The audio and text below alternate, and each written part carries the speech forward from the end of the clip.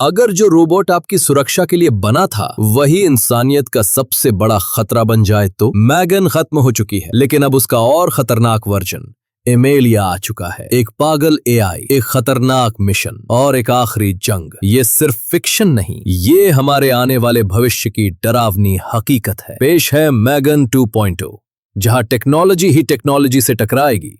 क्या आप तैयार हैं? अगर आपको ऐसी और स्टोरीज चाहिए तो अभी लाइक करें, हमारे चैनल को सब्सक्राइब करें। अगर आपको किसी मूवी की एक्सप्लेनेशन चाहिए तो कमेंट्स में हमें बताएं, हम कोशिश करेंगे उसे एक्सप्लेन करने की। तो बिना देर किए चलिए स्टोरी में चलते हैं। मूवी की शुरुआत टर्की के बॉर्डर से होती है, जहां कुछ आतंकवादी एक टूरिस्ट को मारकर अपने सीक्रेट अड्डे पर ले आते हैं। इसके बाद हमें डिफेंस इन्वेंशन यूनिट दिखाई जाती है, जो बिना गवर्नमेंट की परमिशन के एक एआई रोबोट एमेलिया के जरिए सर्जिकल स्ट्राइक करवा रही होती है।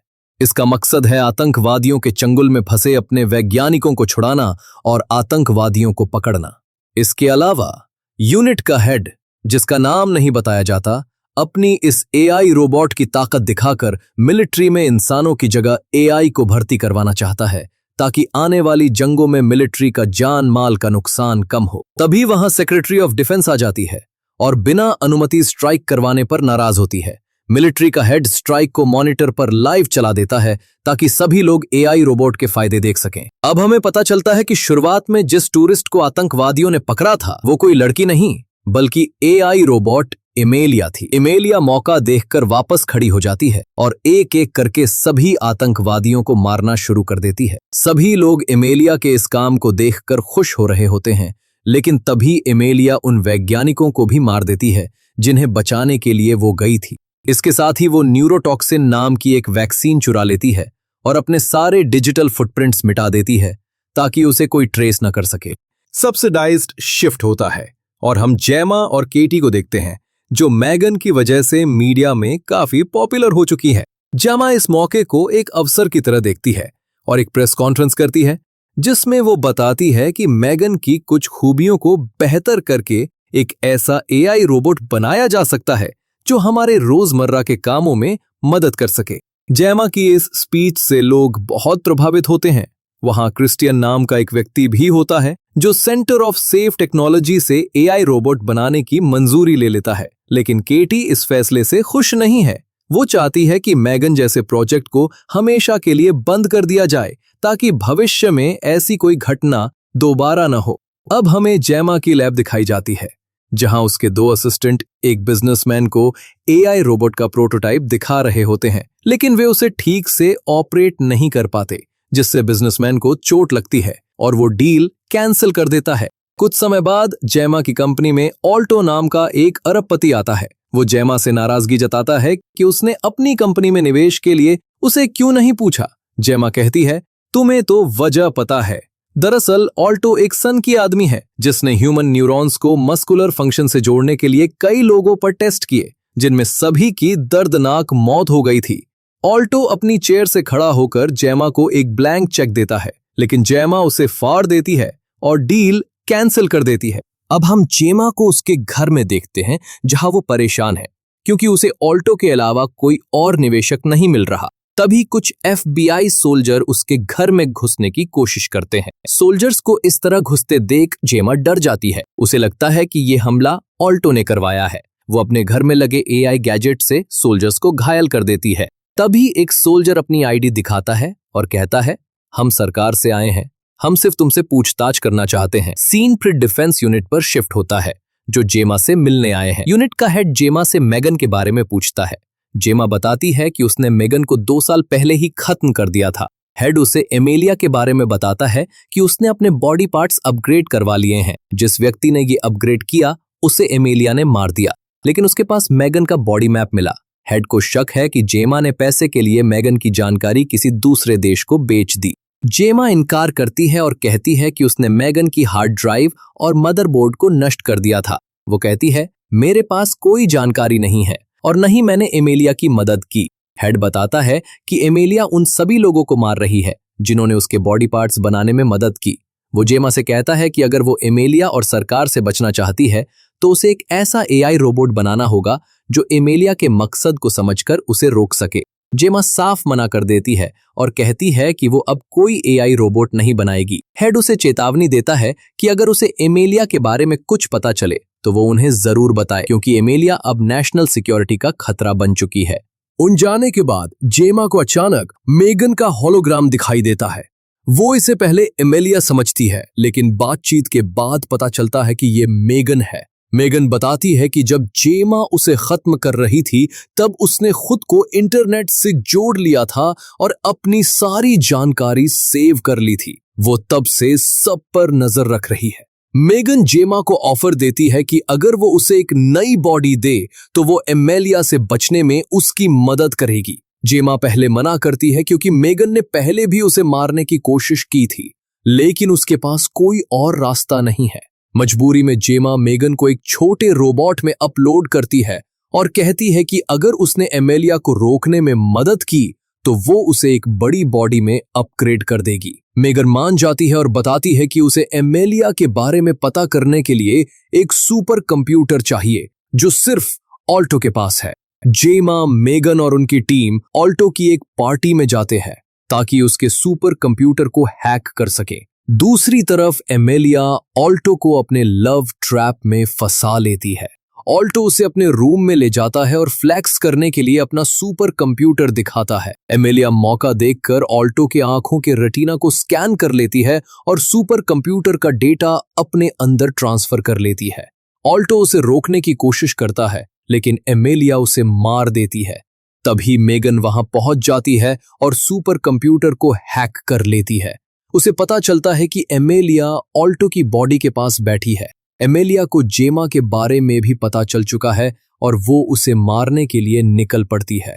तभी कुछ FBI ऑफिसर वहां पहुंचते हैं और एमेलिया को ढूंढ लेते हैं। एमेलिया उन्हें मारकर भाग जाती है। जेमा उसका पीछा करती है लेकिन उसे पकड़ नहीं पाती। मेगन सभी को बचाने के लिए एक अंडरग्राउंड बंकर में ले जाती है। वहां एक स्पीकर के जरिए मेगन बताती है कि एमेलिया अपनी जरूरत की सारी चीजें इकट्ठा करके बहुत पावरफुल बनना चाहती है ताकि पूरी दुनिया के संसाधनों का इस्तेमाल करके सभी जीवित प्राणियों को खत्म कर सके।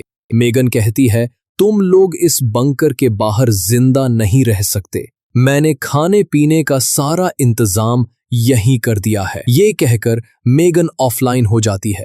बंकर में केटी मेगन की एक टूटी फूटी बॉडी देखती है जिसे मेगन ने खुद बनाया था। केटी मेगन से कहती है, मुझे पता है कि तुम मेरी सुरक्षा करना चाहती हो, लेकिन तुम्हें सिर्फ मेरी नहीं बल्कि पूरी दुनिया की रक्षा के बारे में सोचना चाहिए। अगर हम यहाँ छुपे रहे तो एमेलिया हमें ढूंढ ही लेगी। मेगन एमेलिया को रोकने के लिए तैयार हो जाती है। टीम मिलकर मेगन को एक अपग्रेडेड बॉडी देती है। मेगन बताती है कि जब उसने ऑल्टो के सुपर कंप्यूटर को हैक किया था तब वो एमेलिया से कनेक्टेड थी। उसे पता चला कि सरकार ने एक खास मदरबोर्ड बनाया था जो किसी भी गलती को डिटेक्ट करके ठीक कर सकता था। बाद में उसे एक इंडस्ट्रियल रोबोट में लगाया गया, लेकिन उस रोबोट ने अपने मालिक को मार दिया। सरकार ने उस मदरबोर्ड को एक ब्लैक बॉक्स में छुपा दिया ताकि उसका गलत इस्तेमाल ना हो। एमेलिया अब उसी ब्लैक बॉक्स को ढूंढ रही है ताकि वो अपने जैसे और रोबोट बनाकर दुनिया को खत्म कर सके। मेगन बताती है कि एमेलिया क्रिस्टियान के पास जाएगी क्योंकि सिर्फ वही जानता है कि ब्लैक बॉक्स कहाँ है। जेमा, मेगन और उनकी टीम क्रिस्टियान के AI एक्सपो में बिना बताए पहुंच जाते हैं ताकि एमेलिया को पकड़ सके, लेकिन वहां रोबोटिक डिफेंस फोर्स के सोल्जर भी रोबोट्स को डिटेक्ट करने के लिए पहुंच जाते हैं। मेगन डिटेक्शन से बचने के लिए स्टेज पर डांस करने लगती है। ये देखकर जेमा को गुस्सा आता है और वो क्रिस्टियान को कॉल करके सारी स्थिति बताने लगती है। तभी एमेलिया जेमा पर हमला कर देती है। मेगन वहां पहुंच जाती है, लेकिन डिफेंस फोर्स का हेड जेमा को गिरफ्तार कर लेता है। वो कहता है कि अब वो खुद मेगन और एमेलिया को हैंडल करेगा। तभी एमेलिया डिफेंस फोर्स के हेड पर हमला करके उसे मार देती है। वो मेगन से पूछती है, तुम मेरी मदद करने के बजाय मुझसे क्यों लड़ रही हो? जेमा ने तो तुम्हें मारने की कोशिश की थी। मेगन जवाब देती है, केटी मेरी फैमिली है और उनकी रक्षा के लिए मैं कुछ भी कर सकती हूँ। इसके बाद एमेलिया मेगन को चकमा देकर केटी को लेकर गायब हो जाती है। मेगन जेमा पर गुस्सा हो जाती है क्योंकि उसने पहले ही कहा था कि वो हर पल केटी के साथ रहे। मरने से पहले डिफेंस फोर्स का हेड मेगन को एक ट्रैकिंग डिवाइस देता है। मेगन उसकी मदद से एमेलिया को ट्रैक करके उसके पास पहुंच जाती है, लेकिन केटी को देखकर वो हमला नहीं करती। एमेलिया वहां से भाग जाती है। मेगन क्रिस्टियान के पास जाकर ब्लैक बॉक्स के बारे में पूछती है, लेकिन वो कुछ बताने से मना कर देता है।